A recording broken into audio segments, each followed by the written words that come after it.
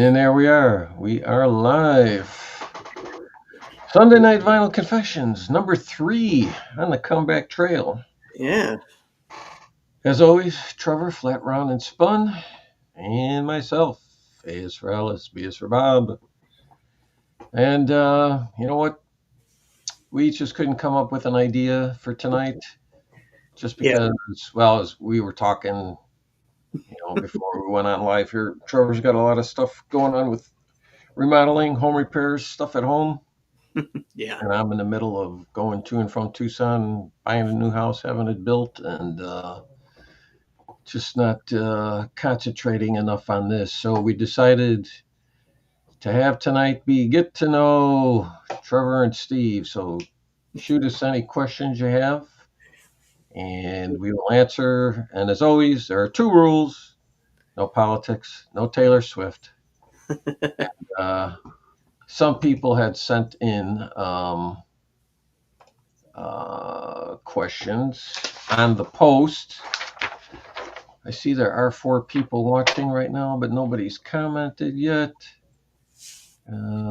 So I will go ahead. And I think the first question came from Ralph Bolton. You familiar with him? No, I am not. He doesn't have any content, but he does comment. Oh, there's Douglas. How you doing, Douglas? Hey, Douglas. So Ralph had a question. Well, he had 2 questions. How long have you been collecting? Okay. So your answer is, Uh,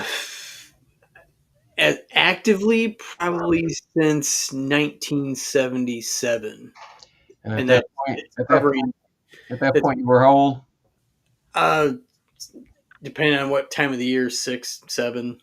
So, um, I had I mean, albeit a very, very, very, very small collection, like probably under a dozen.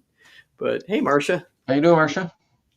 Um, but Yeah, I think I got my first Kiss record when I was 7, and Yeah. then I was 8 years old when I got my first record that I bought my own. So Yeah, I mean, there's many phases to this. I right, mean, you weren't collecting when you were 7 years old. I don't think anybody was collecting when they were 7 years old, except for maybe baseball cards or action figures. Or I don't think many people collect music at 7 years old.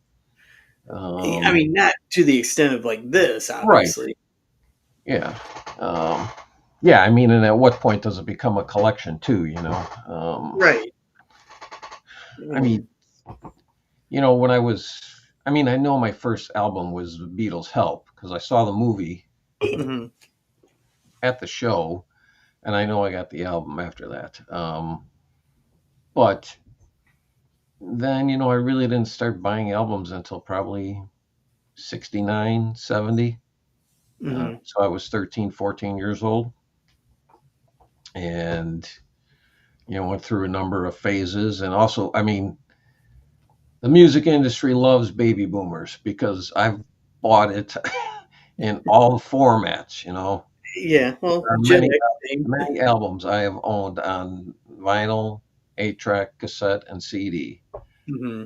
and so yeah, it just kind of evolves. Right. Yeah. I mean,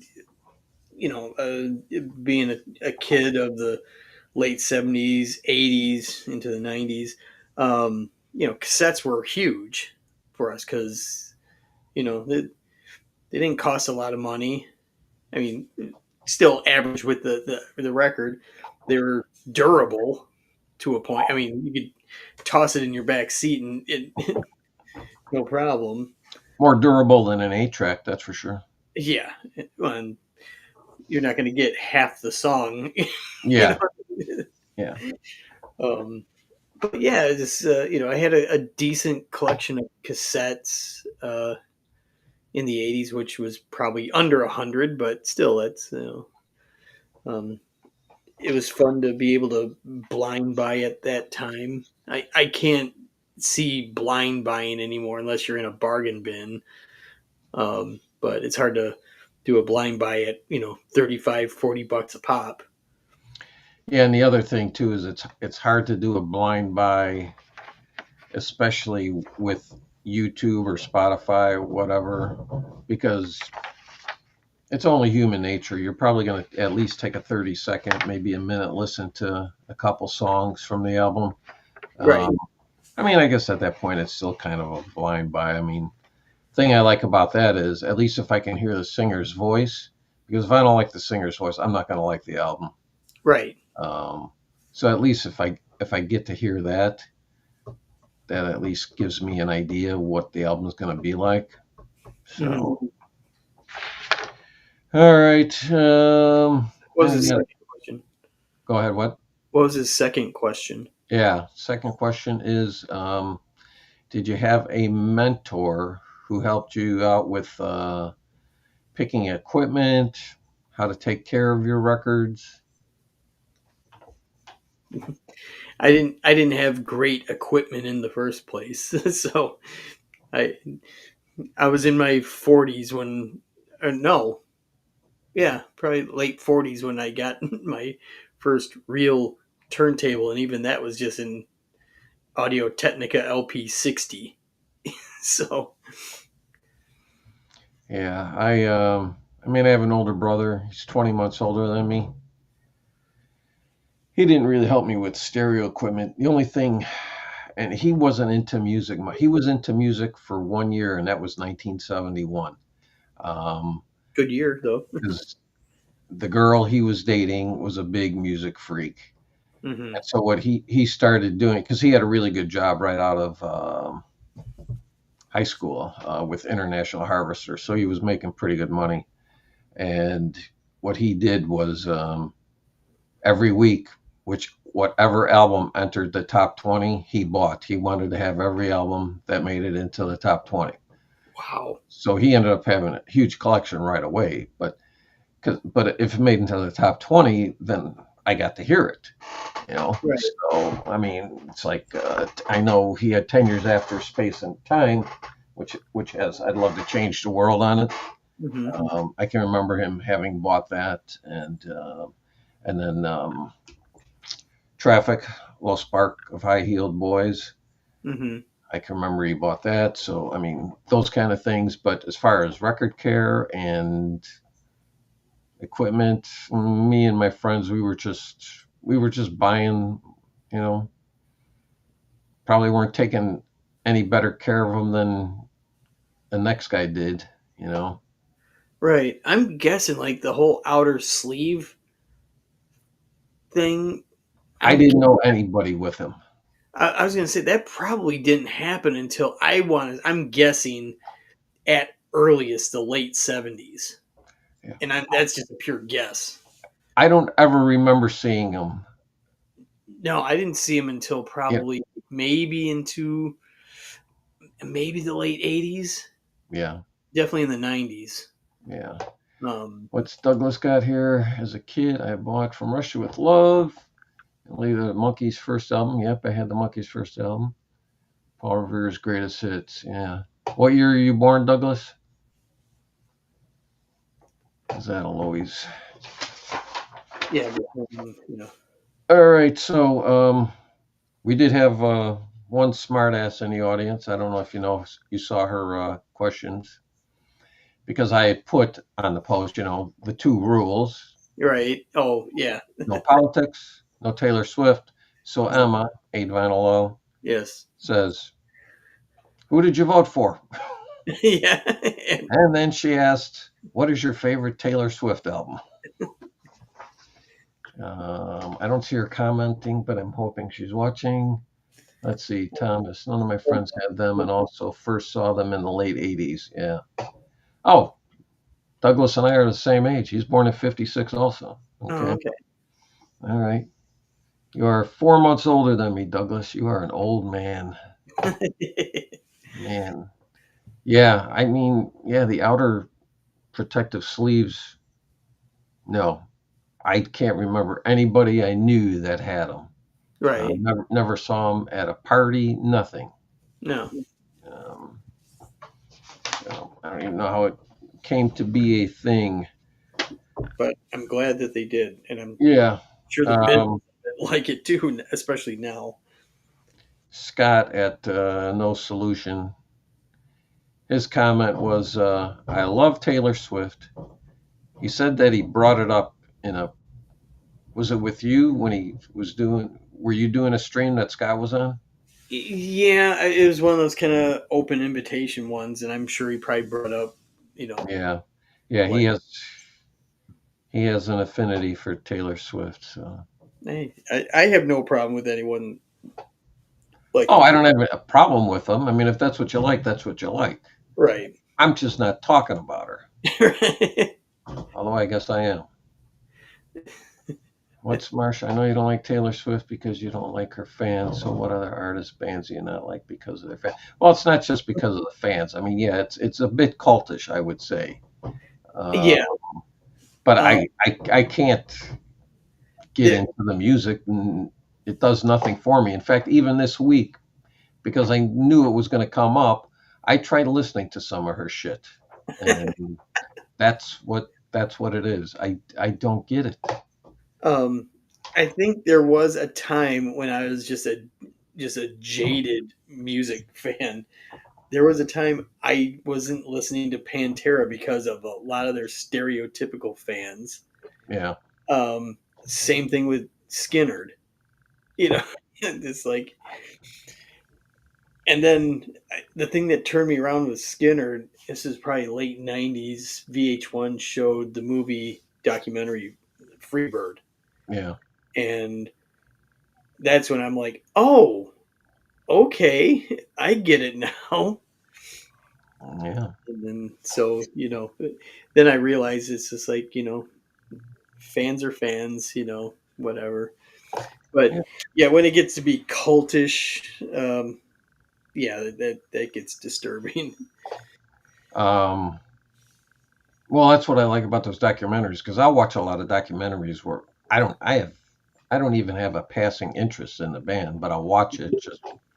And Marcia is a big Duran Duran fan, and I watched that one they had on Netflix Yeah, uh, on them, and they all came across as really nice guys, you right. know. And I tried listening to the music after that, and I'm like, you know what? There's still nothing here for me. Mhm. But I thought they were very nice guys. Um, Right. Here's Daryl tucked up in the Great White North. Hey, Daryl,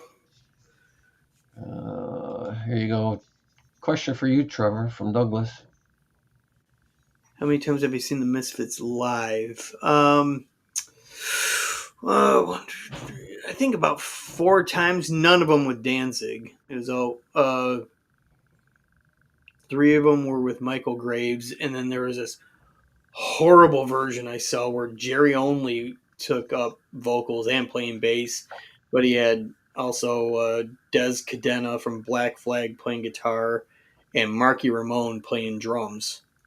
And just, I remember leaving just like this was awful.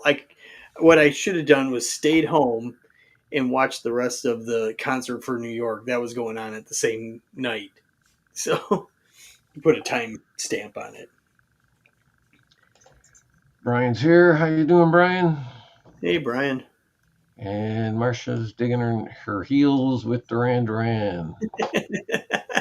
I know. I'm sorry I failed to mention the second best looking man in rock and roll, John Taylor. Hey, hey, but with us fashion gurus, I mean, come on.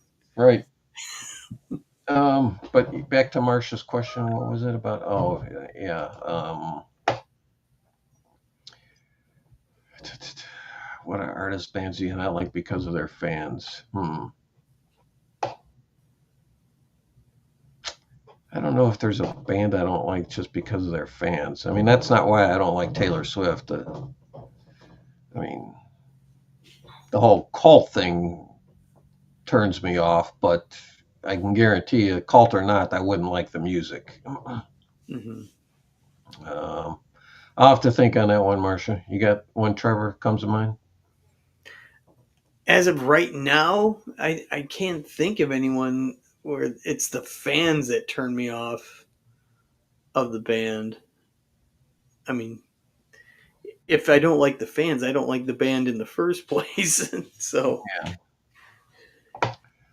All right. Where are we at here? Okay. Next question was okay. This was from Olivier, the Vinyl Lounge, Montreal, because him and I had actually texted like maybe a couple of weeks ago. And somehow Tom Cruise came up. mm, so that's the tie-in. Okay. Yeah. And his question is because he knows also of my dislike of Taylor Swift, and I can't stand Tom Cruise. So his question is Tom Cruise and Taylor Swift have a baby, and they ask you to be godfather. What would your reaction be? Well, Well, I guess I'd call a priest to throw some holy water on that devil's spawn and hopefully save the child. And then after that, I would wipe my hands clean of the entire situation. I figured I've done what I can do. that's funny because I was picturing you at the church of being, you know, Godfather, and like just the music of the Omen coming through. Yeah. So, all right. Okay, we got Brian, we got Marcia. I'm here for the politics and Tay Tay. There she is. All right. Well, hopefully you heard me call you a smartass. But if you're late to the party, you're a smartass, and you know why. We also had Falquince asked what's wrong with Taylor Swift, and I gave him my answer, just saying it's the whole cultish thing of the fans, and I don't connect with the music. Yeah, I mean, I don't see anything wrong with it. It's just not for Yeah, me. it's not Which, for me. Yeah. and, um, Um, FBA wanted to know about the future of your collection and YouTube channels. Where will it be 5 to 10 years from now? I was thinking about this not too long ago because I have three two by twos, you know, IKEA things, so not anywhere near your collection. And I'm thinking I'm probably going to go as far as getting a fourth one, and then once I get that filled, that's it. Then And it then you becomes get a fifth one. no, no, no, no. I, No? I will do the every year kind of go through and like I haven't listened to this in 5 years, and I don't see myself listening to this in the near Yeah. future. Take it out and use it to get something that I will listen to. When I did the great CD purge of 2024, I found it easy to do that with CDs. Yeah. I will probably have a harder time doing that with albums. Uh, Hmm. but I know I will get rid of albums before we move. I'm not moving all of these. There's no way. No. I mean, because it's like you say, I know there's albums I haven't listened to for 5 years. So what the hell am I keeping them for? Right. Exactly. I So was telling our buddy Anthony a while back. I try to keep it lean, all killer, no filler. I know we were talking about not too long ago about being the disease of the completist, and yeah, um, I think there's only one band that I have their studio catalog, and that's Faith No More. I don't even have all the Sabbath. I don't have all the Metallica. I mean, and to be truthful, I don't know if I'd actually go back to listen to Technical Ecstasy or Never Say Die. oh really? You don't listen to those, huh? No, I've never really liked those albums. Okay. So why have them? Kind of like with the Metallica, I'm not going to listen to Saint Anger or Load or Reload. So why have it take up space in this? So, and besides, like I've stated many times, this half of the room is mine. The other half is my Right.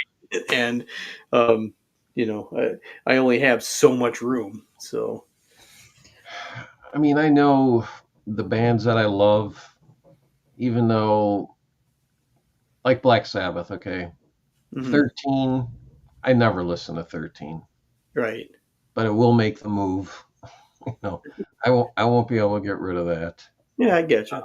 Alice Cooper, Road. I think my disdain for that album is well documented. It will make the move. You won't land on the road. Yeah. Um, Trying to think of my least favorite. Well, my least favorite Deep Purple album has to be Slaves and Masters, the one they did with Joe Lynn Turner. That's got to be my least favorite, but that'll make the move. I You know, if always forget. if they're bands that I love, I will always keep their complete discography. Um, I mean, what? Just recently, I completed my Bad Company discography. Okay, Right. I mean, at least four of those five albums I'll probably never listen to again. Okay, so why should I move those with me? Those I will probably get rid of. If And you if get I a lot of those if on. I want to hear Bad Company, I'm going to listen to the first five albums. Right. And plus, a lot of those you get on CD, right? Right. Yeah. Yeah, Good. it's a lot easier to move a CD than it is an album. So, Yeah. in fact, tonight, my wife and I, we were talking about the layout of the new house, and she wanted to know how I was going to set up my music room, and because we were figuring out which furniture we were going to take with us on the move, and she wants to get new living room furniture Hmm. for down there. So that means there's two sofas that we either have to get rid of, or one of them's going to go into my music room downstairs, which I may take the one for my music room, Okay. but the other one, we'll just get rid of it here, I guess. Hmm. Yeah, I think when we moved from Michigan to here, I think my entire vinyl collection probably would have fit these two spots here, probably with a lot of room left over. It really wasn't Yeah. much. Um, So as far as my collection from 5 to 10 years from now, I'm hoping. Oh, I can make you one guarantee. I will have more box sets than I have now. That I know. I'm a sucker for a box set. But hopefully I have just as many or fewer CDs and just as many or fewer albums. Because you know what I mean. I'm Next year I'm going to be 70. mhm. You know, everybody I know at 80, that's when they start. That's where you really start to see the decline.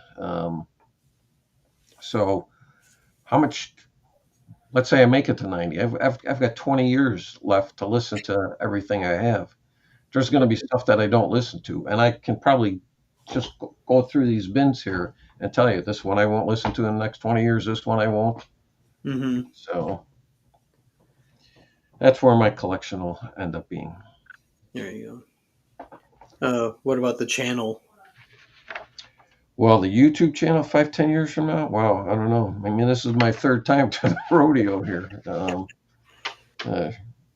Uh, so I don't know. Who knows? Um, I I mean, I'm so sporadic with my videos anyway lately. I mean, of course, when you're new, you have all the ideas and you're excited about it. And not saying that I'm not excited about it anymore. It's just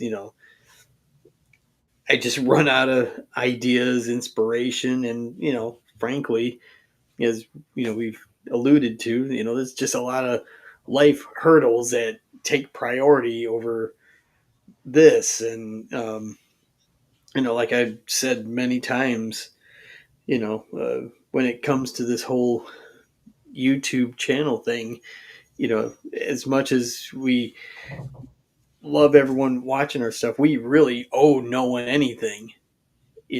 So um, I do this as a hobby. I have fun with it. I mean, obviously the returns on this hobby has been fantastic with all the friends I've made here, but Right. um, if I were to end it tomorrow, I would still have all the friends. So it's Yeah. um but yeah, I mean I want to do more. It's just you know, I've been just stealing other people's ideas, but then again, that's what rock and Well, roll done too for the there last. are, I mean, at this point, there's very few original ideas in Yeah, the VC, you know. So you're not alone in that. I wouldn't feel bad about that. right. Um, so I don't know. I mean, hard to tell. You know, if you had asked me 10 years ago, where are you going to end up living 10 years from now? I don't think I would have said Arizona. You know, Right. so a lot can happen. So I don't know. I mean, yeah, you're gonna go through a lot of changes. I mean, you've got a daughter. I mean, she's gonna be in high school, what, a couple years, right? Yeah, she's got 2 more years left of junior high, and Yeah, she'll be in high school. And um, I told you guys already. She wants to come to Buffalo with me, so right. so I already told her that it's just like, well, you're kind of already a star in a lot of people's eyes, so they know you, and so it'll be a little good time, you She know. gonna make the trip then? Yeah, Yeah. well, Okay. just because originally we were gonna both of us fly into Detroit. I was gonna leave her with my in-laws, and I was Yeah. just gonna drive through Right. my That's not little. much of a drive. Yeah. No, and then somehow we were talking, and she's just like, "Yeah, I think I want to go to that." I'm like, I had no problems with it whatsoever.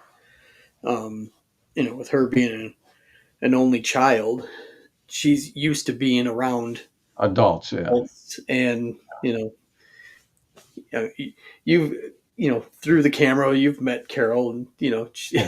it's not like this kid hasn't heard everything. So Yeah. We had good friends who had an only child, and she grew up around adults. I mean, because a lot of my friends didn't have kids. I mean, the three guys that I grew up with, I mean, that I've been friends with since 13 years old, me and the three of them, none of them had kids. None mm-hmm. of us. And the one guy married a woman who was divorced, and she had a daughter from a previous marriage. But when they got married, my buddy and her, she was like maybe 8 years old. And so she starts coming to parties and get-togethers and whatever. Okay, so I mean that was her life. I mean, there weren't any other kids as part of the group for her to play with. Right. So I mean, yeah, she had her friends at school, but gatherings like that. Here's what's Daryl got? Yeah, a lot of my ideas after 1 year in the VC are now coming from various threads. Yeah, Yeah, exactly. yeah, you see something that provides a little inspiration. Yeah, it may not be. You're not ripping somebody off. You're just taking it, tweaking it a little, putting your spin on it. Yeah. Well, like I even told his live stream, hey Carl, his Daryl's live stream partner Rob, he did the saw it, and bought the shirt at Yeah, thing, and I said I am totally stealing that idea because I have enough concert shirts to supply a small country.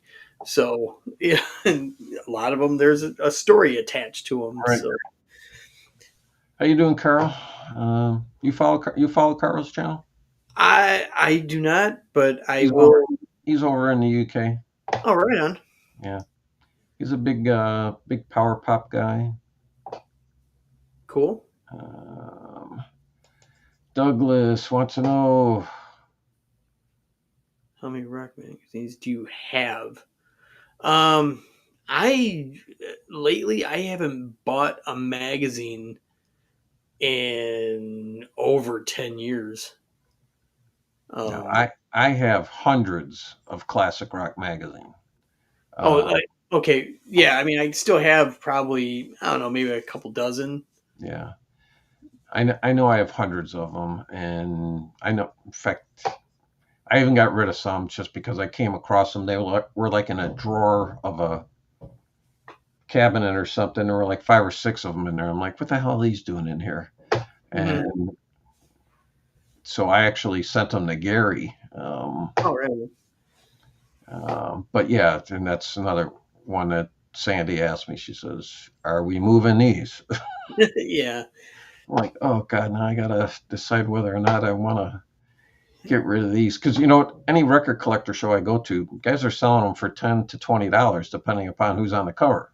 Right. Well, and I'm usually if I buy a magazine, it's gonna be a special to the thing. Like he's talking about Mojo and classic rock. I would do like the metal hammers from over there in the UK. Um, especially if it's like a Black Sabbath special or Yeah, a Metallica one because they did a Metallica one during their 30th anniversary back in 2011, and it came with a 7-inch, a couple songs from the concerts they were doing at the Fillmore West, and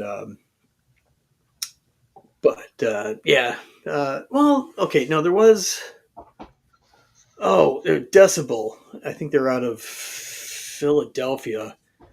Great metal magazine, and they actually kind of a throwback thing. They put flexi discs in them, so which I subscribed to Classic Rock magazine for probably a dozen years, but then I stopped. I guess maybe mm, I think it was pre-COVID that I know. I probably stopped like maybe 2018, 2019 because it got to the point. Okay, what am I going to do with all these? Because they were just I've got them in boxes yeah. inside protective bins in our crawl space. Oh, but yeah, there's an example from Decibel, and Now, I'm sure you could read that logo right there. But um, who is it? It's the Val. Oh, I don't even know what it is. But anyway, whatever this band is, they do a cover of Black Flag's My War. So yeah, well, it's 6 hour time difference, Carl. So yeah, we come on at 7, so it's 1 in the morning by you. Appreciate you tuning in though. Thomas, I got rid of 5 boxes of gold mine. oh right. And getting rid of classic rock. I used to subscribe to Prague magazine too, because it's all part of the same family publication. I wish Yeah, I had a bunch. I wish I had a bunch of my Circus and Cream magazines from the '70s, but all those just ended up in the garbage. those gold mine magazines go for a pretty penny anymore. Because I remember when I was working at Harmony House, we had gold mine magazine, and when the month was done, we got the new ones in. We got to keep the old ones, Right. and I remember there's one from '96, and it had Albert King on the cover, and there's an extensive article. I mean, and with Goldmine, an extensive article is probably at least 10 pages on the band Skinny Puppy that I love. Um, and those are pretty thorough articles. I mean, plus it's like that newspaper type uh, paper. Yeah. Um, but I mean, shit, that seems like those are like 90 page or like 100 page. I don't know. It's just a huge magazine. Good stuff. Uh, Carl says I have one copy of Goldmine with Alex Chilton or Big Star on the cover. Oh, okay.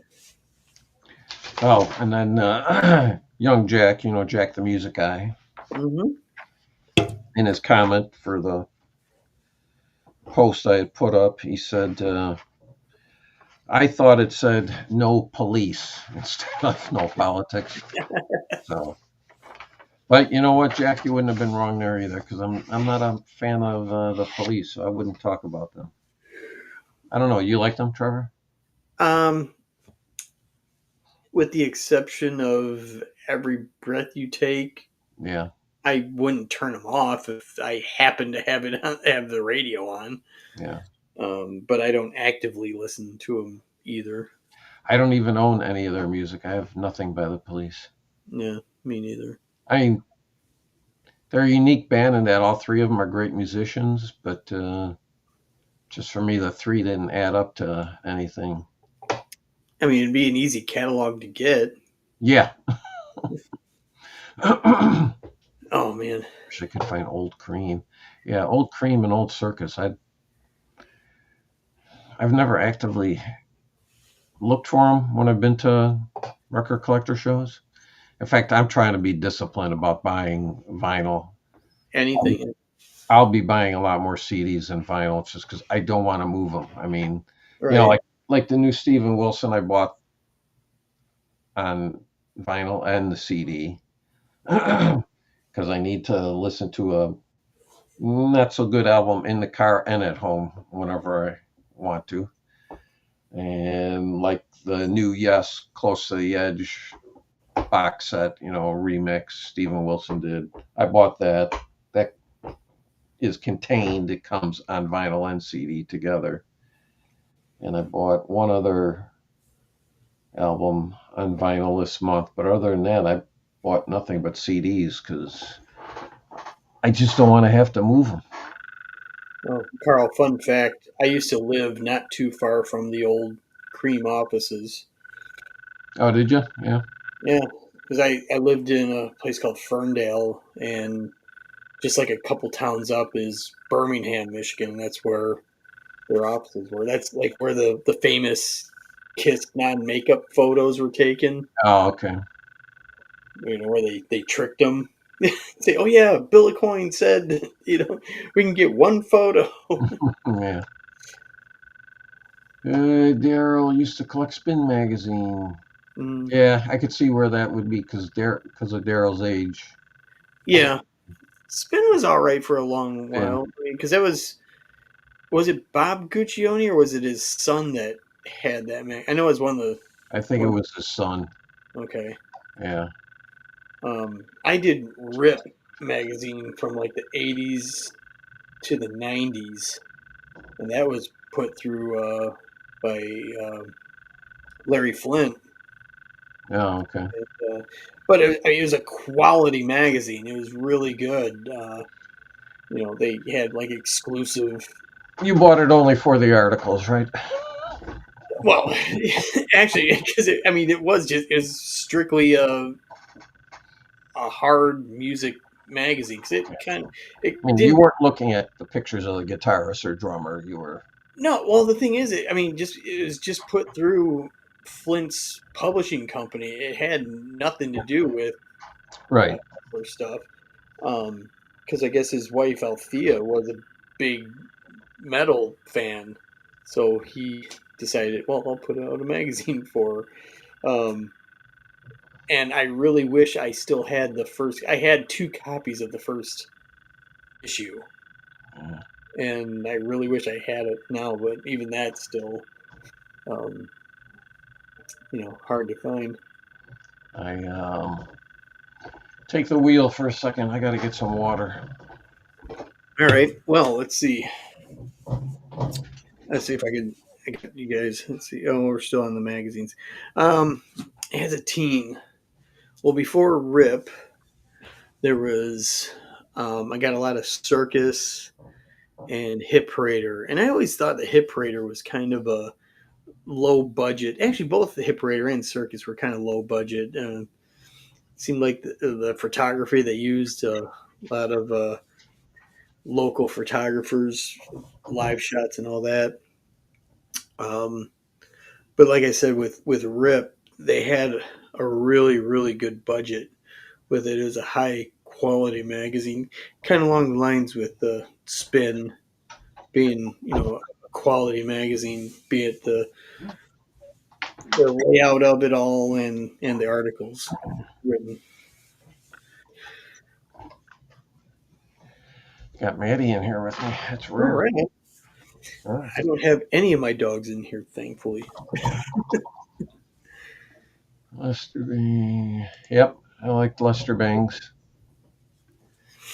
He was a good read. Um, Over.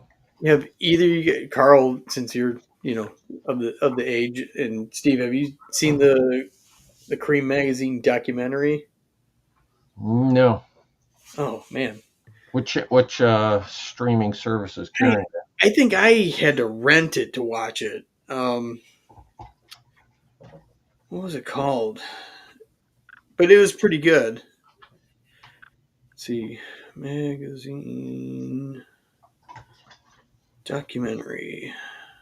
I can't remember what it was called. Um, Steve at Ralstonian is here. How you doing, Steve? hey Steve. Um, oh, it's just called Cream, America's only rock and roll magazine. Uh, Came out in 2019. Well, you met Steve at the party last year, right? Yes, I did. Yeah, it's a pleasure to meet him. Oh, Daryl. What's Daryl got? Spin used to do quite a few historical articles in them that were well written. Oh, I am a big history buff too. Do you listen to the Rest is History podcast, Daryl? That's an excellent one. hmm.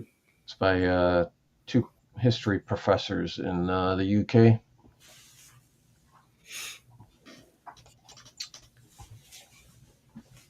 Steve is alive and well. Good. Douglas, yep, Hit Parader, all gone. Yep, I know. Just Yeah, like mine too.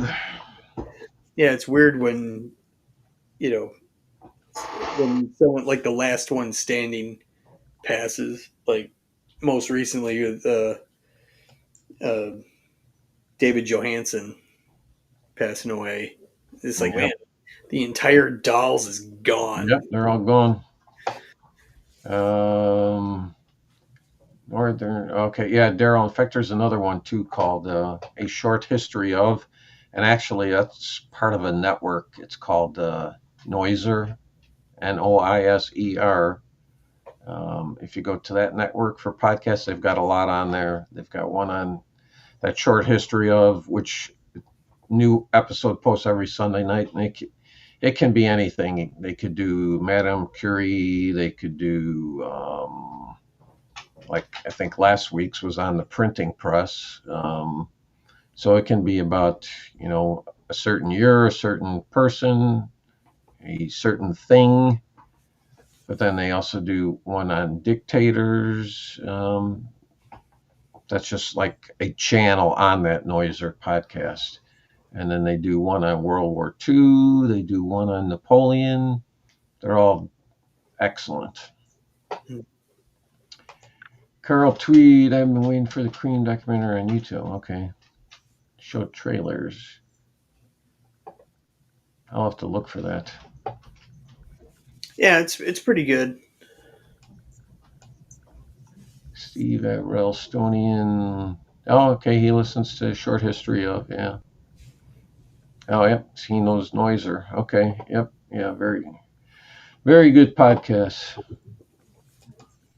Carl Tweed. Yep.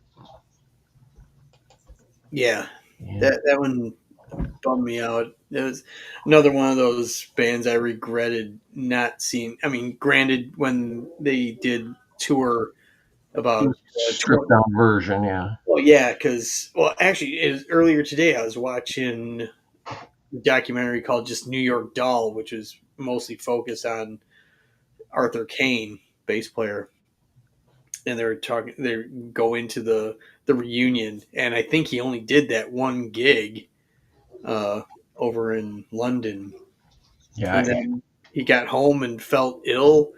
They diagnosed him with Yeah. leukemia, and he died 2 hours later. I mean, that's so freaky. Yeah. I have that on DVD. Oh, okay, so you saw that, yeah.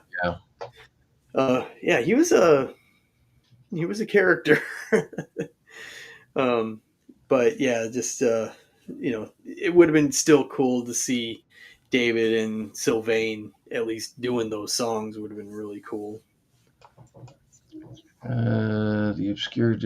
I know I've listened to one on Salem witch trials. I just don't know if it was the obscured, but I'll have to check that out, Steve.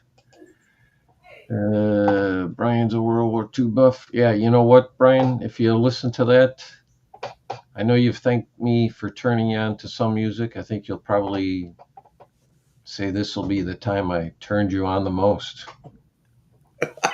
Um, And Barry White wasn't involved. yeah. Uh, okay, you can get it on YouTube too, Carl says. Oh, okay. I'm amazed some of the stuff I stumble across on YouTube sometimes. I mean, full movies.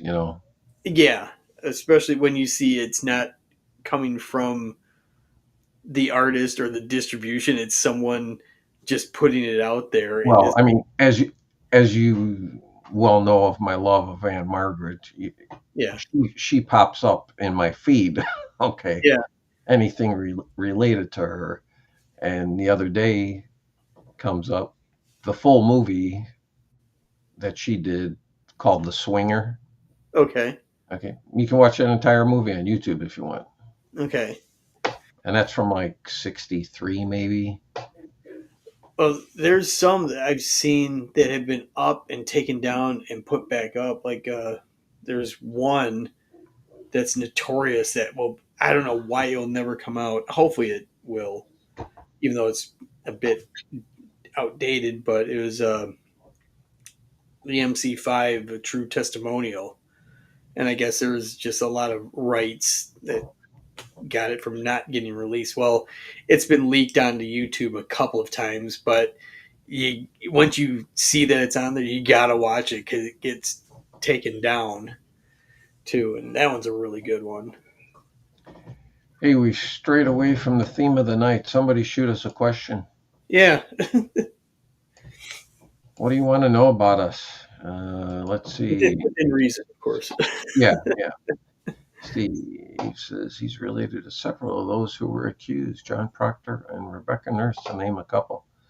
Okay, so your bloodline goes way back in Massachusetts. Let's see. I have a playlist on my channel of several hundred music documentaries. Yeah. Oh, nice. Yeah, that's probably a good idea. I should create one of those myself, especially for when I'm traveling, because, you know, it's limited what's to watch in the hotel room, Oh yeah, and be easy just to pull that up on YouTube. yeah. I don't think in the last several years, if I've been in a hotel room, I even turned the TV on. Yeah. It's the first thing I do when I walk into a hotel room. I mean, not necessarily have the sound on, but I always just turn it on just to see. I'll never forget.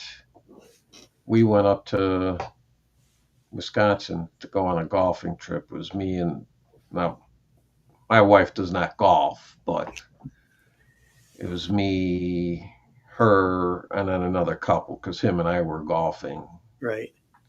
and we went up to this place in Stevens Point, Wisconsin, and driving up, checking the hotel room, turn on the TV, and there's a white Bronco going down the LA Expressway Real slow. being chased. Yeah, and it was the day of OJ. Yep. Yeah. So Amazing stuff on YouTube, like this. yeah, yeah, yeah. And this costs nothing. This is part of the free part of the Yeah. platform. It only costs you your time, That's right. So and we appreciate it. yes. Where's Anthony tonight? I think it's Well, I know he's got his mom, yeah. There's someone I want to hang out with. his mother. Yeah. Yes. That interview with Mike.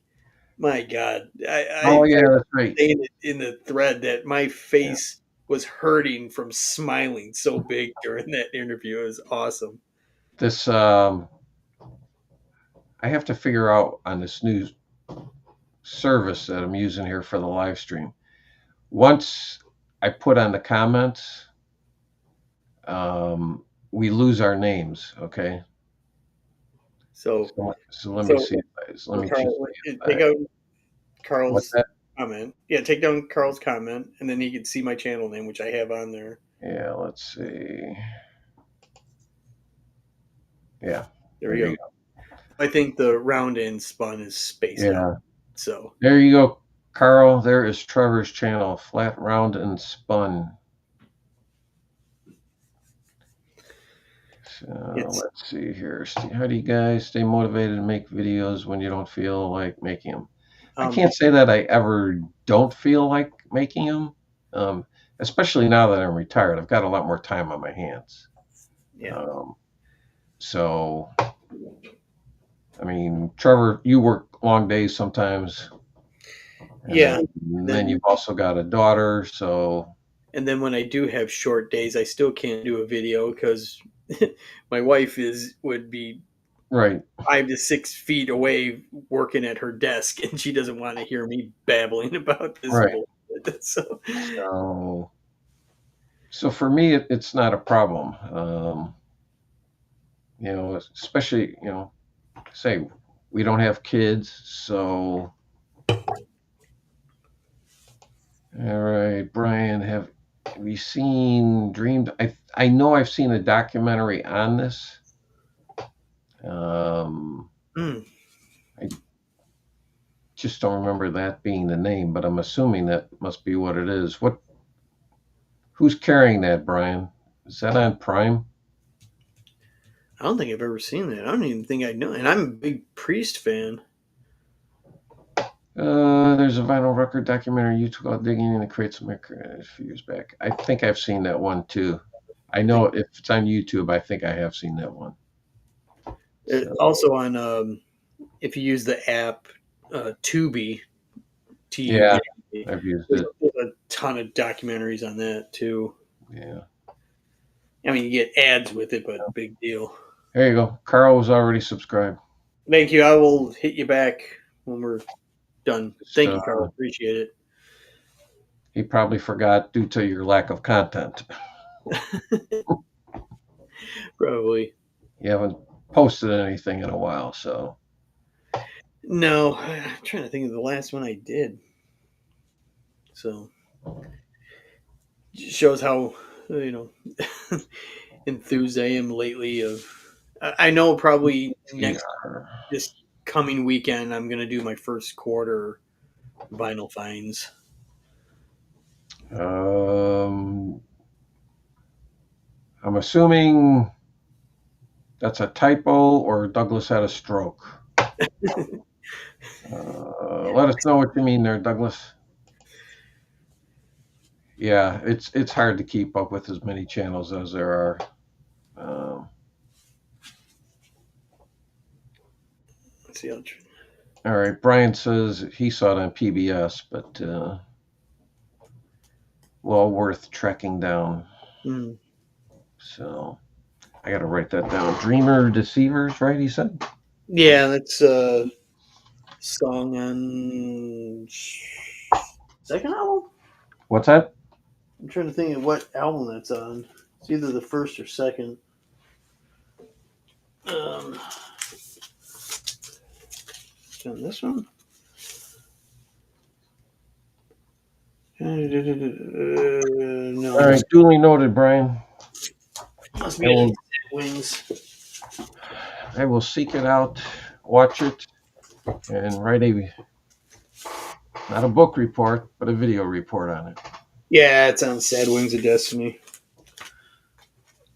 Yeah, I was gonna say I thought that was on that Dream Deceiver. That's the first Judas Priest album I ever got was Sad Wings. Oh, right on. Um, that's a band I need to try to listen to. Caravan.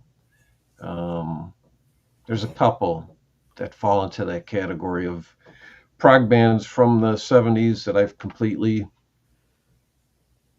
I'm not going to say avoided, but just never, for whatever reason, gave them an opportunity. Caravan's one of them. I would say Gentle Giant is another, but I know I've heard bits and pieces of Gentle Giant, and I don't know if I can get past the vocals. I Um, always get Caravan, Camel, and Cactus all mistaken. okay. Now, well, Cactus is, More hard rock. yeah, um, and Tim Bogert is in that from Beck Bogert and Appice Yeah, and, and Carmine's in and that too. Carmine. Yep. Which I probably should check out because I dig those players. I mean, I'm very limited on my Vanilla Fudge knowledge. That and then the album they did with Beck. Yeah. Yep, I know, Carl. That's what everybody says. That's the album to start with for Caravan. Um, I do have to give them a shot. Carl says, I've heard of Northern Vinyl Guy. Yeah, he's the goofball who was willing to jump into a pile of snow in his Speedo, and he lives way up north. Yeah. Well, we always joke like he's like 3 blocks from Santa's. You know. Yeah, yeah. Oh, Daryl's into the album. Okay. Canadian pressing isn't cheap, though. Hmm. Yeah. I mean, that's an album. If I buy it, I'm just going to buy it on CD because, like I say, unless it's somebody that I really love for the next year, 4 months, whatever it is, before we move, Right. I would be So buying more CDs and albums. so you've sent stuff to Glenn and some of the other Canadian guys like via Amazon. So what do you just? Not via Amazon. I haven't. Oh, you haven't. Okay. No. Now, when I've sent stuff to Glenn, I've only sent it via Amazon to his daughter's house in Florida when he's going down there. That yeah. Okay. There's the hack there. But isn't there like a way to Yeah, you can log on to Amazon.ca and then and then and then it could be sent through distribution in Canada, so yeah, it makes it a bit yeah, cheaper than yeah. trying to send it over the border. Okay. Because there's someone I want to send something to. I can't say who or what Okay. because they might be watching, and I don't want that to be known. So, um, There's FEA. We already went over your questions. So you'll have to watch the first hour yeah, to see the response to it. All yeah, right. we went through the questions that were Yeah. surprisingly already put up early. Marauders Club by Hatfield. I've heard of Hatfield in the north. Um, okay, they're part of the Canterbury scene too. Okay. That I'm not familiar with the Canterbury scene, I don't know why I'm so thirsty tonight. Must be what we had for dinner. which was Had pork chops wrapped in bacon. oh Um, had a double baked potato mhm. and Brussels sprouts in a honey balsamic reduced sauce. So there's a lot of salt in there. I'm quite sure that's why I'm probably thirsty. Man, I thought I went all Brian says hello to FEA. Let's see, Daryl. What? Daryl just looked up the cost of Canadian price. Going down now. 67. So say $75 Canadian. oh All right, FEA is going to catch up. FEA says hello to Brian. And Carl's going to bed. Good night, Carl. Thanks for stopping by. thank you. I'll check out the channel.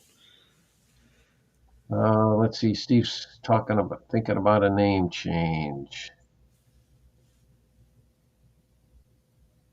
Okay.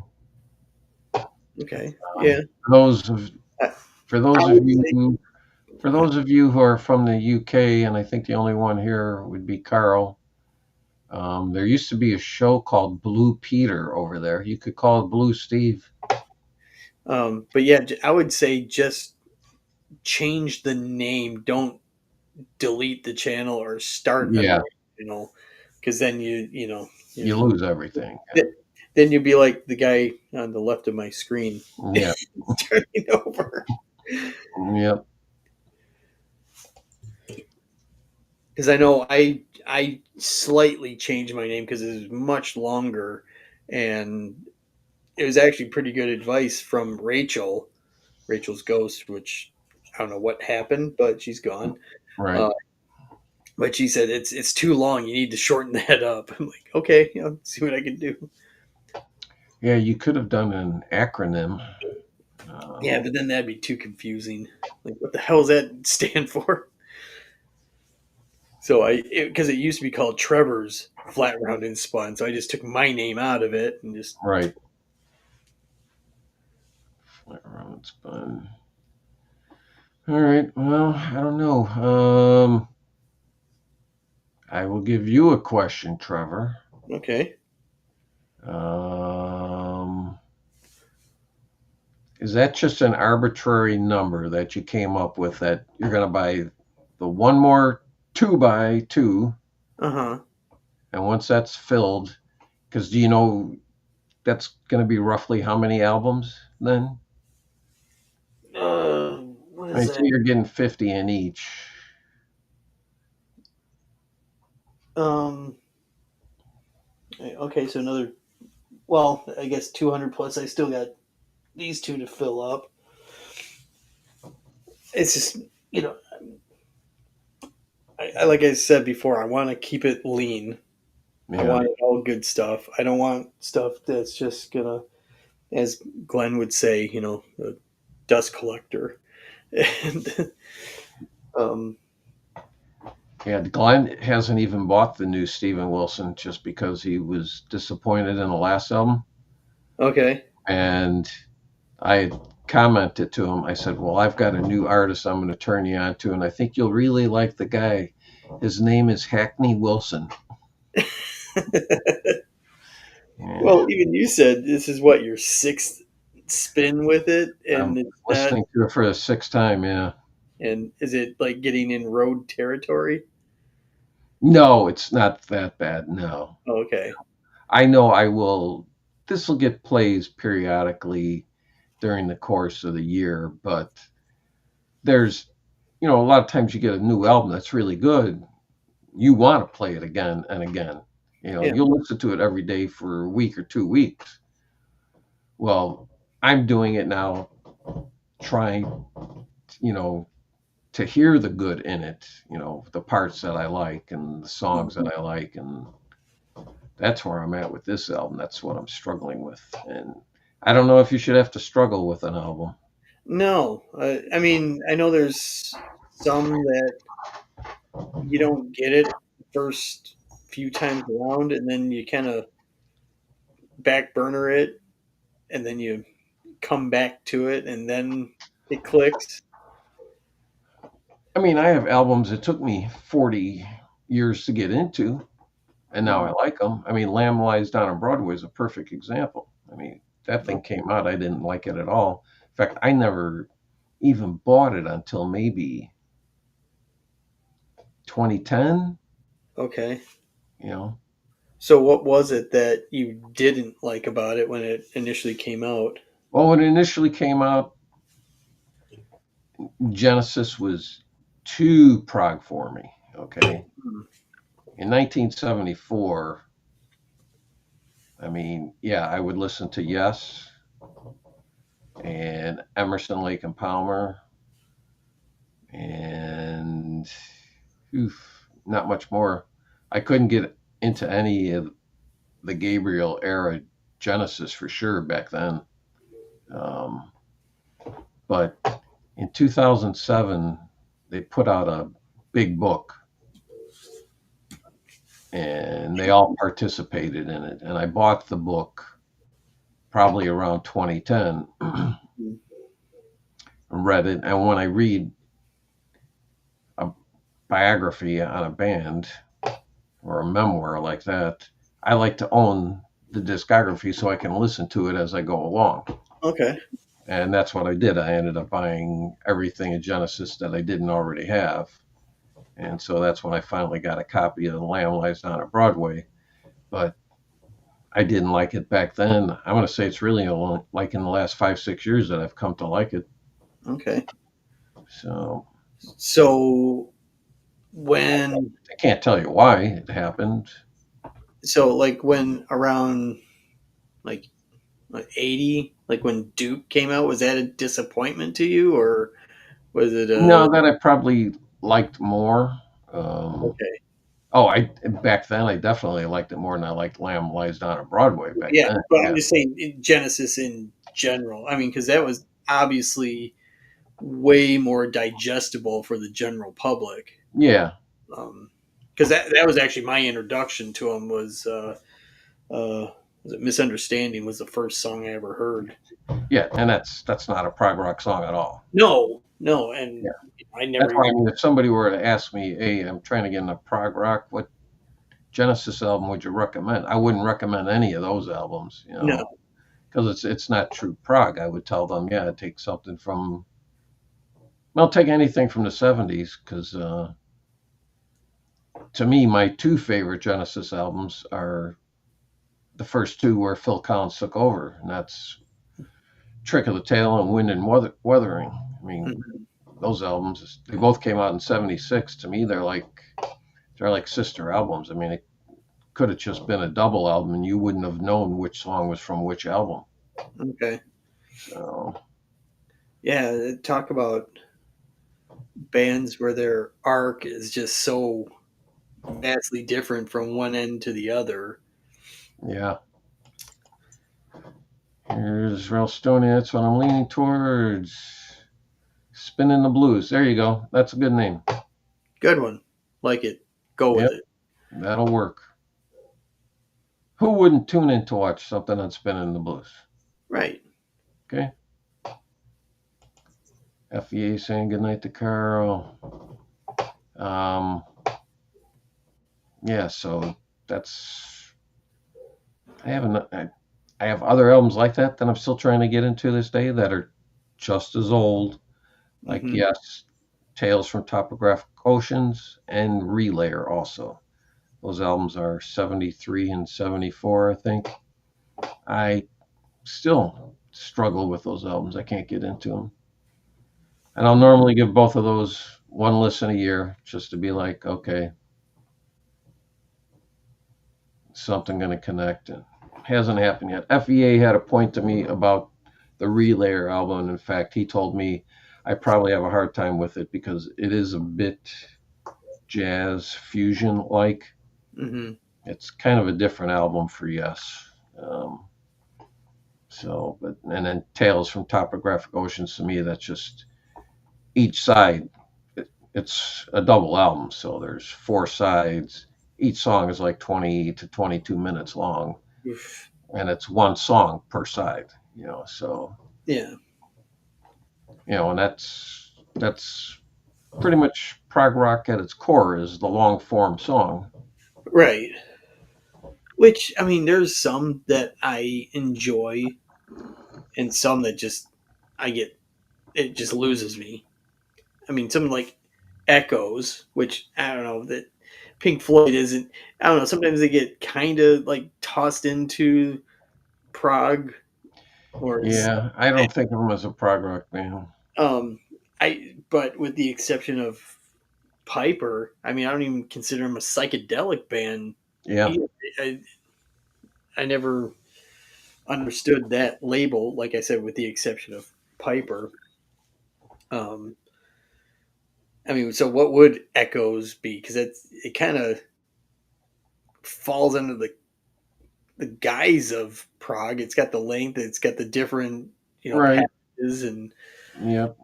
It is a little psyche too. I mean, um, I don't know.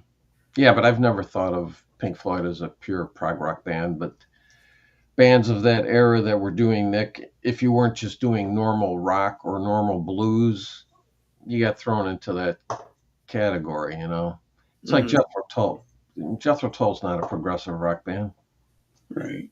Those first three albums are blues bass rocked, and then then you got Aqualung, which that's not a progressive rock album. The Hmm. next album is, yeah, Thick as a Brick. Yes, that's definitely a prog rock album. But Okay. yeah, if they're a rock band that does have prog sensibilities, is what I would say Jethro Tull is. But hell, they beat out your buddies in heavy metal, man. I still feel that sting. I'm not gonna classify them as a heavy metal band either. But Well, yeah, to be fair, it was hard rock hard slash rock, yeah, metal, yeah, um, and you know, usually 95% of the time, if there's a performance going on, they're they're usually going to be the winner because they're there. right. And um, I think if memory serves, they actually had to cut to commercial after Alice and Lita Ford were giving out the award because Tull wasn't there. I think they cut to commercial because there was like audible booing in the crowd. So, but yeah. It's been a long time since I watched the Grammys. I mean, Oh, I mean, I had to watch it because I mean, I'm 18. They were my favorite band at the time. It was their first time being on national television. You oh know, yeah, they that Grammys I watched, but I'll bet you it's been 30 years since I watched the Grammys. yeah, I mean, yeah, because there's nothing there for guys, your age, my age. It's just, yeah, I I mean, I guess I would say it probably around the time that MTV was coming to an end as far as, be being a music channel. right. That's probably around the time I stopped watching the Grammys. Yeah. But So, even then, a lot of the categories that we would be interested in, they're in the preliminary um, ceremony that's not even televised. So it's like, why am I wasting my time watching all this stuff? And then you get angry if they miss out on the memoriam of someone. They miss out on someone that you enjoy because I've seen that a couple times where like, wait, so and so died. Why didn't they put them in the thing? But although they get, but they I, got the accountant of Universal in there. So I think I may have watched in '97, but I don't know if it's that I watched or it's just that I remember seeing the clip from when Dylan won for oh yeah, Time Out of Mind, and I think that's like '97. was that the when he performed also, and the guy came out with saying "soy bomb" on his Yeah, chest? yeah. Yep, Steve, they still exist. Yeah, exactly. I don't know who watches it, but yeah, I think that's across the board. I think a lot of award shows are just going out the oh, window. yeah. I can't even tell you the last time I watched the Oscars or the Emmys either. Yeah. Well, I mean, and think about it. When Grammys, Emmys, um, what's the movie one? Well, Oscars. the Oscars, it's a Yeah. movie, Um,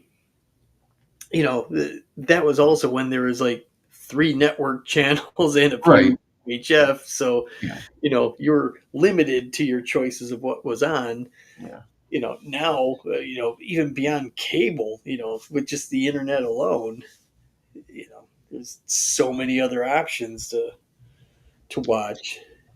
yeah. We're at the end of our 3 month free run of Apple TV, Uh, and we've probably seen everything we want to see. yeah, So March that's a March deceiving channel. March 31st, we'll let it go, and then when they bring back the morning show and Ted Lasso, when they Mhm. bring those back, then we'll get it again. Yeah, I find that Apple, I mean, because we have it, but I find that to be really deceiving because it looks like something that, like, oh, I'll watch this, and then it's like, $5-6 to watch. And like, well, all right, never mind. It seems like there's more pay options on there than what's actually on the channel itself. Oh, you don't, you have it, but you don't pay a monthly fee. You're No, paying no, as you go. no, we pay a monthly fee, but there's like a lot of a la carte pay Oh, okay. there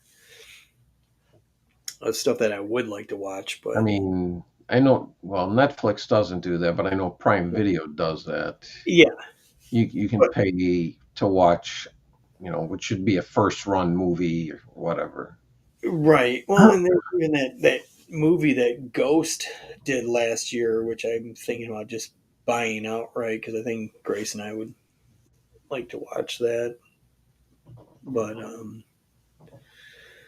yeah, sometimes I'll rent something if I really want to watch it, and then like 2 months later, then I see it coming on for free. I'm like, well, oh well.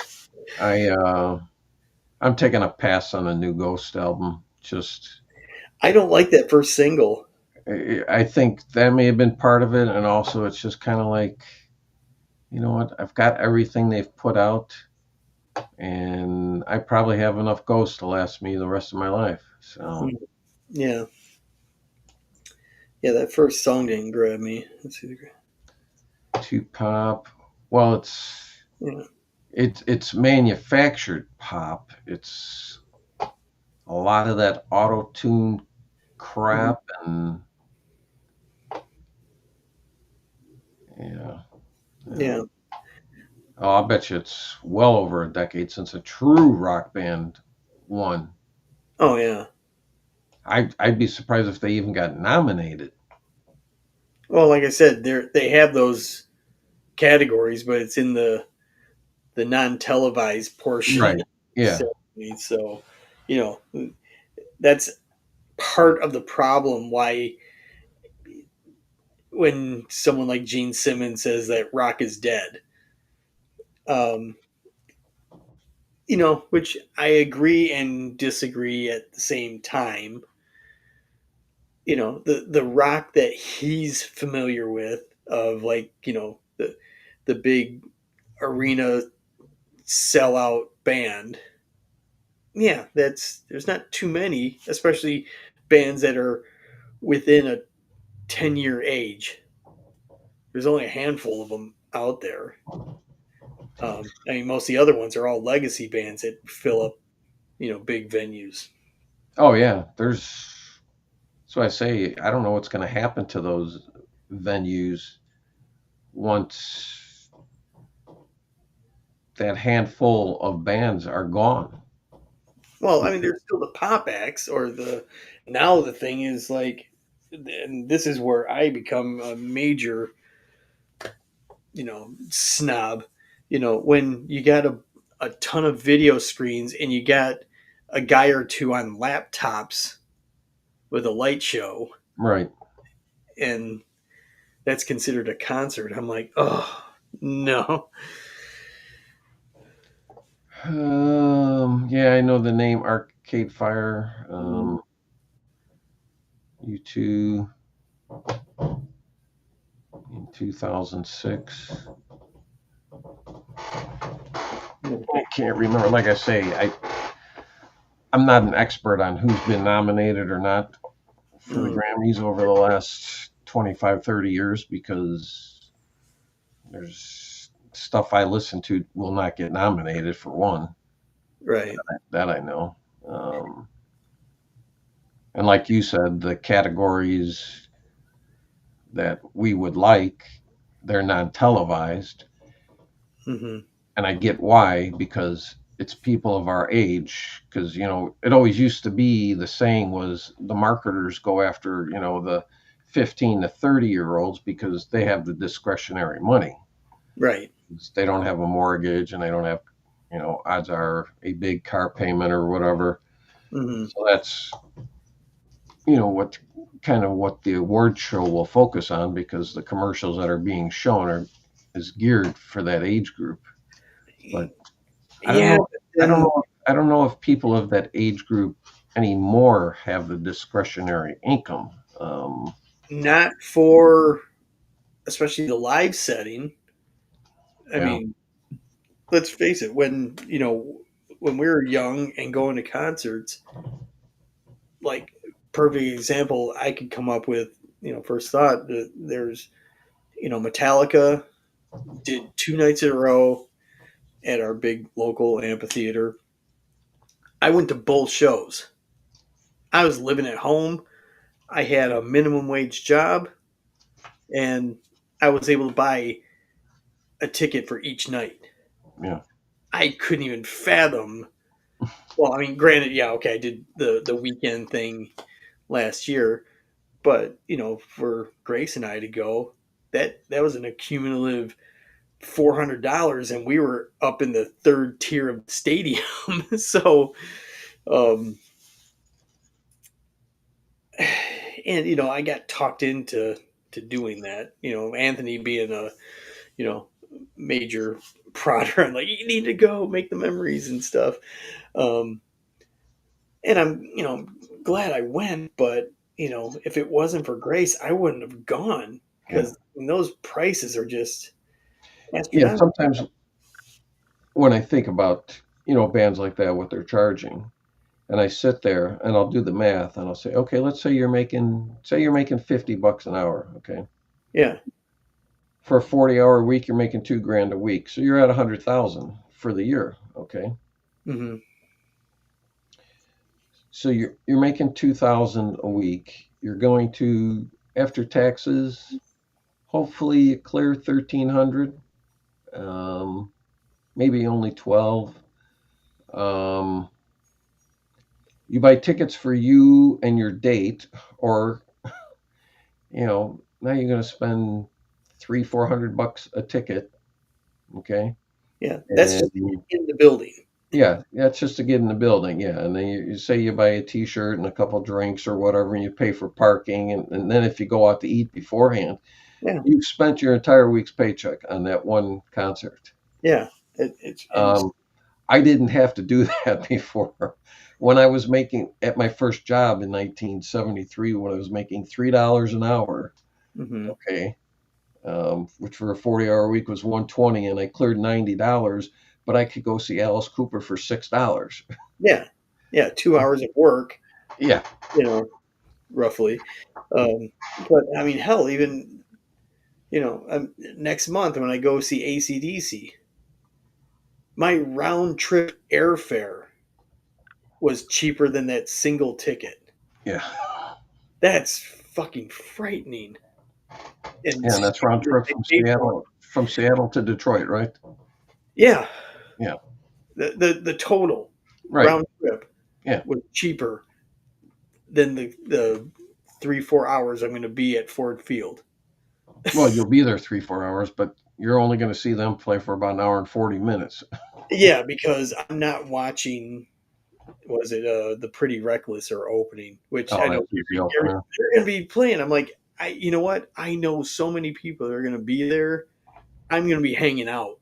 I I could care less about the opening act. Um, Good night, yeah. Marcia. Good night. You too. Steve says good night to Marcia. Hoping she has a great week too. Yeah, I mean, because like I said, okay, so I cleared $90 for the week. So if I went to a concert, took a date, and bought a T-shirt, which probably only cost me $5, Right. um, the entire evening was probably costing me maybe $30. Yeah. So it was costing me a day and a half worth of work, Yeah. not an entire week. I mean, to do the inflation thing, I think like when I saw Jay Giles band in '82, I think the pavilion seats were $12, and I think the shirt I bought was like 10. Yeah, Which I mean, granted, I was 11 years old at the time, and to me that was still a lot of money for an 11-year-old. But my oldest T-shirt I have is 52 years old now. All right, huh? It's Montrose, um, but it'd be very tight on me. Yeah, I couldn't wear. I mean, I lost like two boxes of T-shirts in one of my moves, many moves I had made. So a lot of my '80s stuff gone. I don't know whatever happened to them. So I think my earliest shirt that I own is from '91. Yeah, So yeah, yeah, yeah. I know sporting events is the same thing too. Which, yeah. Especially if the team is doing well. I mean, I yeah, still have yet to go to a Seahawks game. yeah. I mean, I marvel at if you go to like a sporting event, you're like, there's a family of four right there. You're like, Yeah, they just dropped 2 grand tonight. yeah. It's unfathomable. You know, the only games that we've gone to here, we got the Seattle Sounders, which is soccer, Major League Soccer, and they actually do well. I mean, they play at the same place the Seahawks play, so the big football stadium. I mean, obviously, it doesn't have the same amount of people as at a Right. Seahawks game, but it's still well attended. Been to a couple Mariners games, but only when the Tigers are playing them, which is always fun because everyone's wearing their team gear or something adjacent to the from So Detroit. you go wearing your Magnum PI baseball hat? Uh, I don't have that style. I have had that style before, but I do. Yeah, wear the cap, and I'll wear something like. I remember it was a bit chilly that day, so I wore a hoodie, and I got this green hoodie. I think I wore it in one of my videos a long time ago. But you're familiar with the ginger soda Vernors? Yeah, they're from Michigan, aren't they? Yeah, Yeah. yeah. Well, it was in that font, but it said Detroit. But I had on like a hunter green, hoodie, and people were like, "Oh my god, where'd you get that at?" So, but you get to talk to people that are also transplants, so Yeah. it's a good time. And then I went to one uh, Seattle Kraken game, Oh, NHL, right. which I didn't pay for that we got through one of our vendors, and somehow I ended up with the tickets. Um, so it was fun. I don't really like, with the exception of football, I don't really like watching uh, games on television. Yeah. Steve says the best going to Fenway Park, pay $12 for a crappy hot dog and a stale gluten-free hot dog bun. Hey, well, Brian can Embryonic like that. right, Yep. Although I have to believe Brian's probably like me. I bet you Brian hasn't had a hot dog in 20 years. right. No, he Although, he looks although I like he stays away from anything that I would eat. So although when I head back to Tucson this Friday, I am going to make a point of, because I've watched some videos on Tucson restaurants and local food, things yeah, you have to try. There's a thing called a Sonoran hot dog. I'm gonna give that a shot. okay, yeah, So because like when a couple years ago when I was in Chicago, I did have a Chicago dog, um, and then we you went out. didn't ask for you didn't ask for ketchup on it, did you? No, no, I know the rules. It's Okay. kind of like in Detroit with the Coney dogs. Yeah. You ask for ketchup. Oh, I didn't realize Steve is also gluten free. Oh, okay. Okay. Once again, growing up, nobody had this. Okay. Yeah, it seems like such a recent phenomenon. And it's the also growing up, I didn't know anybody with a peanut allergy. Mm-mm. You know, Yeah, because that was. I mean, we grew up where that was the staple of that's why every household had that's a why big. when all the riots were going on, and during COVID and a little beforehand, we were watching it the one night, and I cracked Sandy up because, and I have to admit, it was a good line. I said, I don't know why they just don't spray peanut dust on the crowd. Right. Yeah, that thin out the crowd a bit. Yeah. So, yep, the joy of it all. I I can't bet. recall anyone. Yeah, I know. Well, at what age, Steve, did you come to realize you had celiac? I mean, Because the first time I ever heard of that was probably about 25 years ago. yeah, Someone I knew um, said they were just feeling awful, and I don't remember the term gluten so much, but they said there was an ingredient in bread that messes them up, yeah. and um, All right, and 8 years ago, okay, Steve. But 8 years ago, but how long do you think you were suffering with the symptoms before right. that? Because I assume, I mean, I don't know, is it something that just happens at any point of your life, or is it something you've suffered through and then really didn't realize until later in life that I should get this checked out, or it just ends up getting worse and worse and you have to get it checked out? I don't know the whole gestation of it. Mhm. I don't know how the whole thing evolves. Right. Yeah, I mean it's kind of like figuring out that you're lactose intolerant. Or so. People Yeah, think I'm lactose intolerant because they're like milk, and I'm like, no, get that shit, get that away from me. Are yeah. you lactose intolerant? Like, no. It's the same thing with asthma. I didn't know. I never saw anybody in school with an asthma inhaler. I didn't know anybody who had that problem. And you see a lot of that now too. I got that in high school. Um, I had my first asthma attack, and it was frightening. How old are you? You high school?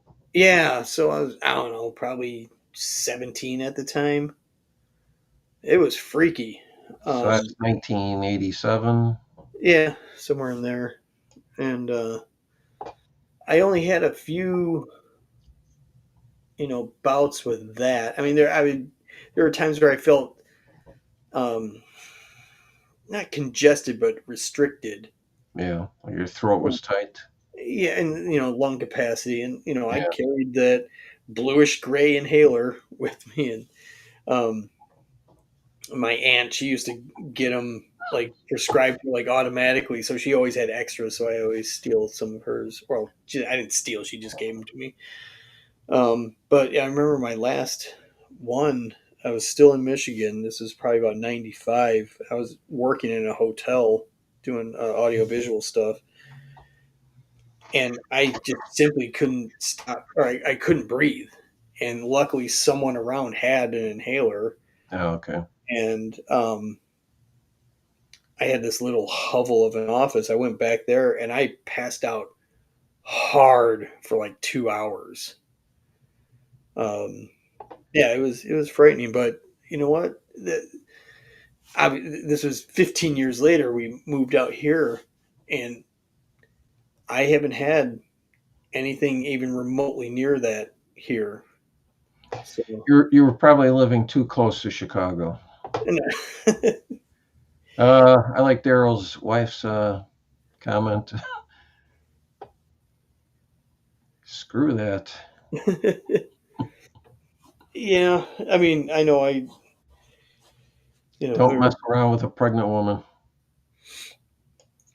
um, Steve thinks he's had it his whole life. Yeah. So I'm guessing it just got progressively worse for you, and you went to the doctor and said, "Hey, I've got this," and they ran some tests and said, "Well, that's it. You've got celiac."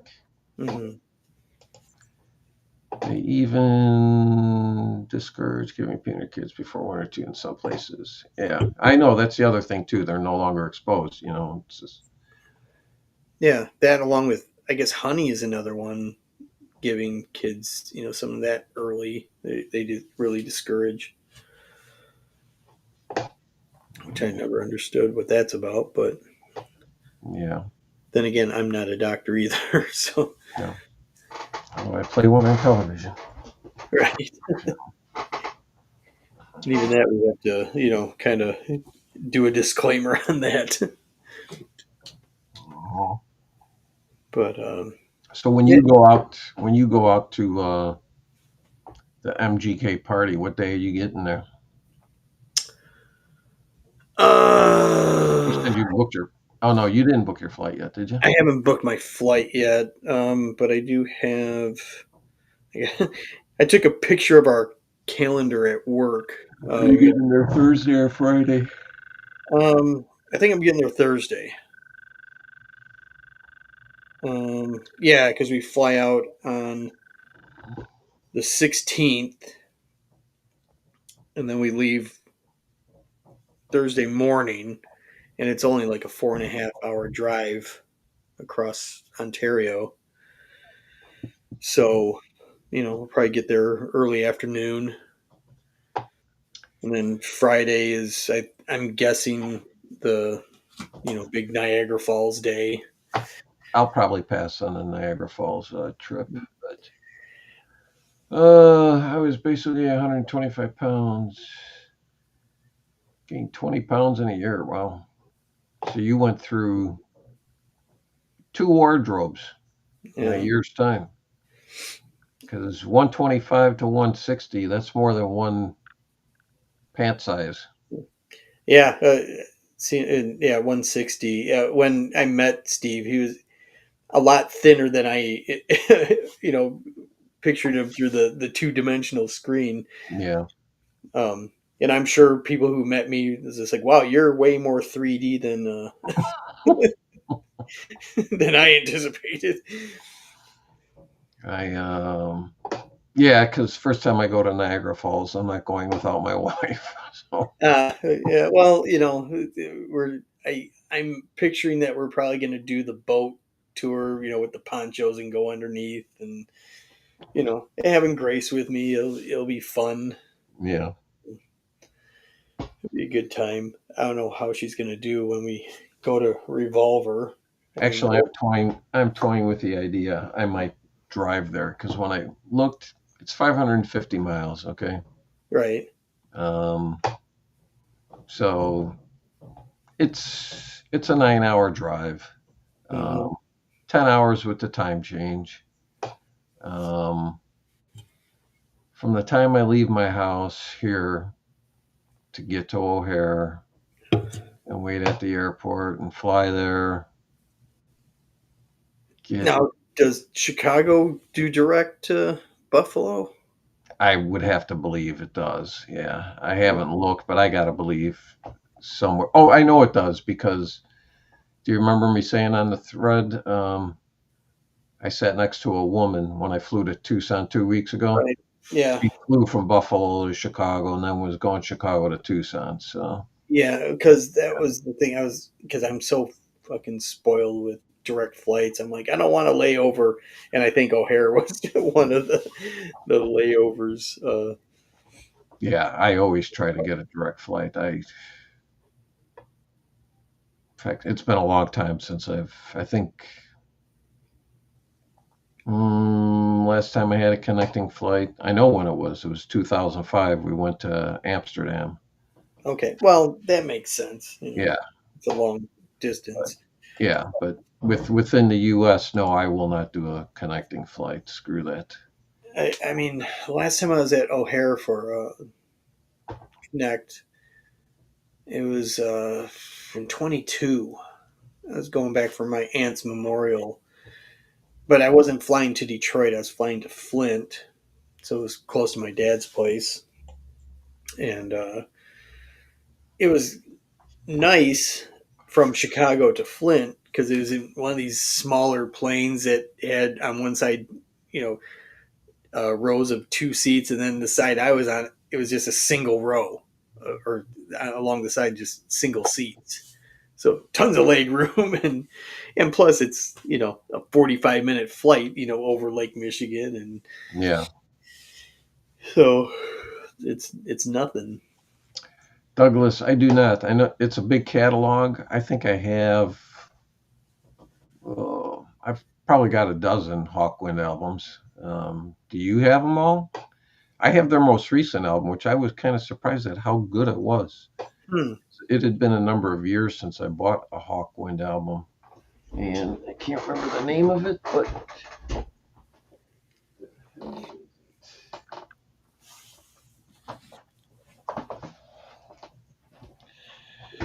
Stories from Time and Space. So it's actually a pretty good album. I'm going to leave it out. In fact, it's a reminder to play it. Let's see. All right, Steve, thanks for dropping by. Hey, for hanging out with us, appreciate it. I don't know if he's going to make the trip from Boston to Buffalo, but um, I know it's going to be a bigger crowd than last year. Yeah, and people further away coming out. Yeah. Thanks, Daryl. Take care. Good seeing you.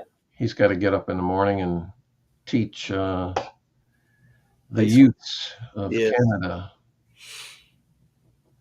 I forget what he teaches. I thought it was history. I could be wrong. Oh, okay. All right. Steve is a maybe right now. Okay. All right. Okay. What's the time? Douglas does not have all the Hawkwind albums either. No. There's some of those bands that are. It's just almost hard to get everything. Mm, I mean, like Nectar. It took me a while to be able to finally track down everything that they've put out, and I had to get some of it's on vinyl, some of it's on CD. Sometimes you have to do a mix like that with certain artists to get their whole discography. right. I mean, there's certain bands where I make a real concerted effort to have everything on vinyl. Like Black Sabbath, like Alice Cooper. Right. But even some of those, like, it's hard, especially when you get into some of their 90s titles. Mm-hmm. Getting it on vinyl is really tough. I mean, that's why you know, glad they put this out, and Right. made it super easy. Yeah. I mean, there's only one Deep Purple album I'm missing on vinyl, Yeah, bananas. Bananas, but technically there's two. There's an album that came out in 98 called Abandon, but they've never released it on vinyl. So nobody owns it on vinyl. I don't even remember that one coming out, and I worked at the record store at the time. But then again, Deep Purple was like, Yeah, I they were an afterthought. well, I mean that, and I only knew like the Machine Head and maybe some Fireball and In Rock and the Yeah, song Burn, so but so yeah, it was one of those bands that like they put out something, and there might have been like the one lone guy that probably bought it that week it came out, and yeah, so yeah, just I'm surprised that they haven't done like a 90s box set, or well, I mean, so you're kind of the king of box sets. I mean, so you probably don't have a preference. Like, I know you do the box sets of like it's the one album but extremely expanded, yeah, and then there's, like I said, like these are the like these two and the Skid Row one, where it's just like it's the albums right. in there. Those Yeah, I prefer, because it's just I think I've stated this several times. Like, yeah, it's cool to hear like the demos disc once. once. Yep. But for me, the box sets too are a lot of it's about what else comes in it, because some of them do have really beautifully presented books in them. Hmm. I mean, if they've got that in it, to me, that's worth a lot too. That's what I really like about the box sets. Yeah. Well, Um, and then even the expanded, like that Ace of Spades that you got me, which again, thank you very much. That live set that comes with it is amazing. It's awesome. Sounds great. was there much of a? Did they have a book in there? Yeah, Yeah, and it's easily accessible right here. Um, I mean, it's in a hardcover yeah. Okay, that's like with, the that's kind of the way Yes does theirs, like that. but yeah, this is all. Yeah. Okay. Um, I don't even know how many pages. Probably at least 40. It looks like, um, or maybe not. I don't know.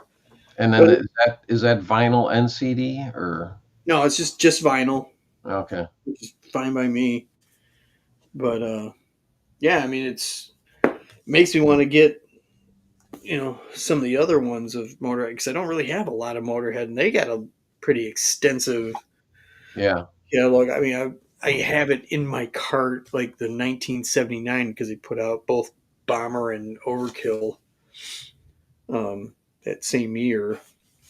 But I don't know, maybe I'd get them separate like this. But yeah, this is just a really great setup here. Dig it a lot. I'll put it back later. Douglas bought the box set of Van de Graaff Generator, and includes. I'm assuming that's a book. Mm. That's another band I've tried getting it, but God, that I can't remember his name. The lead singer. And I think that's my problem with them is the singer for the band.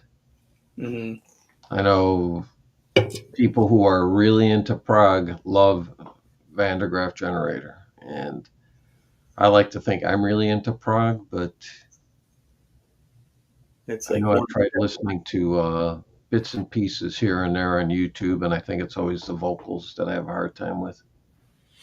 Yeah, I've had that with a couple bands, and then when they change vocalists, then I like them.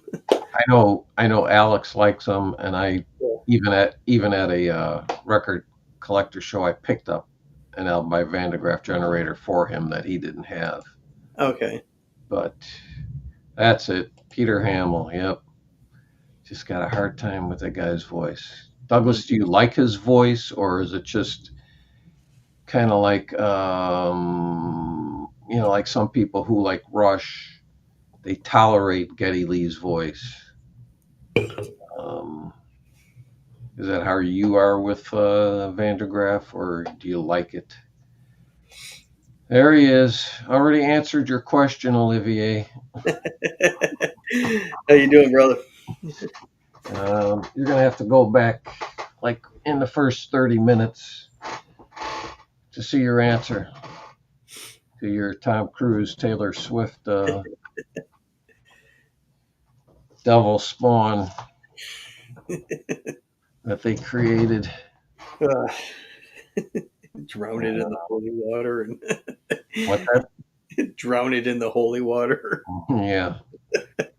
So yeah, I mean, a band like that where you just don't like the lead singer is. I don't have many like that because it's hard to get past a voice you don't like. Yeah. And that's where I am. That's why I use Rush as an example. I tolerate Geddy Lee's voice. I wish they had a different singer. Um, I'm just so used to it. It doesn't even really bother me. I mean, if it does get to me, it's from the early records. I don't think when he was younger and his voice was higher. right and Yeah, um but especially like from say around moving pictures going forward, it I think that's where he found his mid range yeah, and it kept it there. Um, and plus, when they do those, or when they did do those early songs, I think he dropped it down an octave. to where it still sounded, good. Douglas does like his style of singing. Okay. Hmm. Yeah, that's why I say. I mean, it's you have to like it. Otherwise, it's just hard to get past. Right. You ever hear the band Pavlov's Dog? Yes, I have heard of them, but I don't think I've heard them. Okay, well, listen to their stuff. Their singer, he is Geddy Lee on helium. Oh, Jesus. And I am not kidding. That is not an exaggeration. So my dogs are going to be like, Yeah, I mean, you won't, you will be shocked. I have two of their albums, and um, I'm surprised sometimes that I can listen to it, but I like the music so much that it's one that I can get past with his voice. yeah, I was like that the first time I heard Faith No More. It was, I don't know, mid late 80s. And they had their original singer, Chuck Mosley, and it just didn't sound good. He was not a great singer by any stretch of the imagination. And then when they got Mike Patton in, which has been in our thread a little bit Yeah. earlier this week, um, and then I'm like, wait, this is the same band? I didn't even know they changed singers. And I'm like, wow, this sounds a lot better. And then I realized, oh wait, they changed singers. And then I went back, and the music is so good that you, like you said, you kind of get past the vocals, and now they've turned into some of my favorite records too. Oh, well, okay. Douglas saw Pavlov's Dog backing up Ted Nugent at the Aragon. Would you agree with my description of Pavlov's Dog singer, Douglas? So he's in I'm, your area too, or was in I'm, your area? what's that? Douglas, is he in your area, or? Yeah, I think he's a Milwaukee guy, Oh, okay. if I Yeah, remember correctly. But I that's think I think that might be where he is now. But I think he used to live in the like Chicago area. northern Illinois. I'm not sure. I can't remember, but he'll let us know. But Yeah, he's been to a lot of concerts that I've been to. yeah. That's I've seen Ted Nugent at the Aragon. I just don't remember Pavlov's Dog backing him up. Might have been a different tour that I saw. yeah. I was thinking every time Aragon Ballroom gets brought up, and it wasn't until recently I've seen the interior of that place. I'm like, that is a bucket list place I want to see a show at. Well, they've redone it. Live Nation bought it. Okay. Oh, okay, And that's it. Douglas grew up in Wilmette. Okay, that's North Shore. okay, Um, but yeah, in fact, I saw Ghost there at the Aragon after Live Nation took it over. Um, okay, yeah, they sunk a lot of money into it. It finally sounds good. It used to okay. be a horrible sounding venue. Oh, probably just they probably needed. I mean, just from a sound tech way, they probably need more baffling in It's there got to, baffling hanging from the rafters now. Yep. yeah, kind Yep. of absorb that Yeah, rich and I'm air. sure it's a whole new sound system too. I mean, but Right. I'm sure they pumped a lot of money into it. But they put in the balconies, they put in nice seating, but it's still a general admission, standing room only Yeah. venue. Now, from what I recall, they kind of make it look like almost like it's like a Spanish town. Well, Is that? that's the original look, yeah, because it used to be. I mean, my mother growing up used to go there to dance. That's why it was called a ballroom. Mhm. Um, that's what it was back in the 40s and 50s. Okay, Um, well, probably even the 30s, but my mother was too young then to go dancing. But yeah, but yeah, there is a place. Well, it still exists. The Majestic um, in Detroit. I think, if memory serves, I think that's where Houdini did his last performance. oh yeah, Um, oh that's. I think that's why they called the movie The Majestic, isn't it? possibly. But yeah, that place was notorious for bad sound when I was going there in the '90s because it was just a flat concrete wall in the back, and it wasn't until the last few years when I lived there they finally bucked up and bought a big, huge velour curtain and put it across the wall there. So because I remember seeing, and it wasn't a music thing, but it was Henry Rollins doing spoken word, and he was complaining. He's just like, "This is so distracting because I say something and then I hear it back like another second later." So he's just like, "I got to really concentrate when I'm talking and not hear that." Yeah, the Aragon was great back in the '70s because it was always they always had three great bands on the bill. Okay, Just I saw some of the best concerts of my life there. I just wish they had sounded better. Um, you know, so that looked like it's probably like about what a 1,500, 2,000. I think it holds close to 5,000. Oh, really? That big? Whoa, Yeah, shit. yeah, Okay. yeah, yeah. It's a decent size venue. Okay. But used to be in the '70s. It wasn't a great place to walk around, but Yeah. now it's not so bad anymore. But um, But maybe one of these days I'll have to make my way out there that and see go to the metro too. I like his screen name Check. in PB. What's PB? Wow. Oh, PB Fowles auction today. Did anyone see a VG copy of Aqualung go for 200 in PB Fowles auction today? No, did not. I don't even know PB Fowles channel or aware that he was having an auction. You? Right. And no, I've never heard of that, but Yeah. a VG copy of Aqualung, something you could probably buy, at a show for what 30, Well, 40. I'm assuming this must be original press. Okay. So if it's from '71, PB Fall is a nobody. Okay. Okay.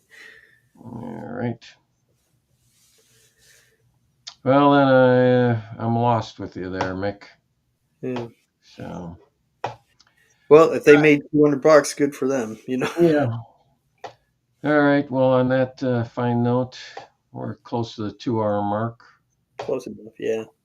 We can call it a night, and let's see. We will be back on April 6th.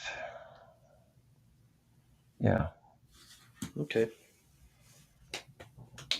No, right? Yeah, yeah, that's right. Yeah, because next week's the 30th, so then it'll be the first Sunday in April. And we have no idea what the topic will be or who the guests will be, but We'll figure. we will try to come better prepared than we were this week. Yeah. I'll I'll do better and trying to come up with something and suggesting because Steve he's the ambassador of you know finding the new channels and stuff and most of the people I've subscribed to in the last couple of years is because of Steve's like here try this guy out and Yeah. you know All so righty. Well, thank you everybody that's still here for stopping by, and for anybody who watches this in the future. So we will see you next time. thanks guys cheers.